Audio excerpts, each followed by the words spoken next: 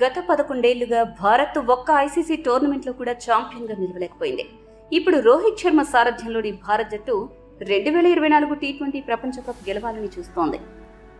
ఇప్పటికే team India T20 ప్రపంచ cup 2024 కోసం అమెరికాకు చేరుకుంది. న్యూయార్క్లోని నాసావు కౌంటీ ఇంటర్నేషనల్ క్రికెట్ స్టేడియంలో జూన్ 5న ఐర్లాండ్తో భారత్ తన తొలి మ్యాచ్ ఆడనుంది. జట్టులోని సభ్యులపై పలువురు మాజీ ప్లేయర్లు చేస్తున్న కామెంట్స్ వైరల్గా మారుతున్నాయి.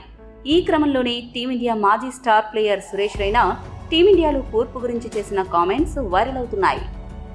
సురేష్ రైనా మాట్లాడుతూ, పాకిస్తాన్, ఇంగ్లాండ్ మధ్య జరుగుతున్న టీ20 సిరీస్ చాలా ఆసక్తికరంగా సాగింది.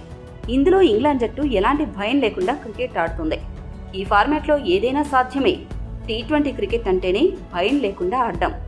భయం లేకుండా ఆడేవాడే టీ20లో గెలుస్తాడు. అమెరికాలో కాలానికి అనుగుణంగా ఉండడమే అతిపెద్ద సవాలు. ఉదయం 10 గంటల నుంచి మ్యాచ్లు ఆడాలి కాబట్టి తెల్లవారుజామున తెల్లటి బంతితో ఆడడం అలవాటు లేదు. ఇది కాస్త ఛాలెంజింగ్గా ఉంటుంది. అక్కడి పిచ్లు కూడా స్లోగా ఉంటాయి. టీ20 ప్రపంచ కప్లో తుది జట్టు ఎంపిక కోసం కెప్టెన్ రోహిత్ శర్మ కొన్ని కఠినమైన నిర్ణయాలు తీసుకోవాలి. జైస్వాల్ను ఖచ్చితంగా తుది జట్టులో ఉంచాలి. విరాట్ కోహ్లీని 3వ స్థానంలో ఆడించాలి. అక్కడ పిచ్లు స్లోగా ఉంటాయి కాబట్టి యాంకర్ రోల్ పోషించే కోహ్లీ వన్డౌన్లో రావడం ఉత్తమం. చివరి ఓవర్లలో రిషబ్ పంత్, శివన్ దుబే వంటి భారీ షాట్లు ఆడే బ్యాట్స్మెన్లు జట్టులో ఉండాలి.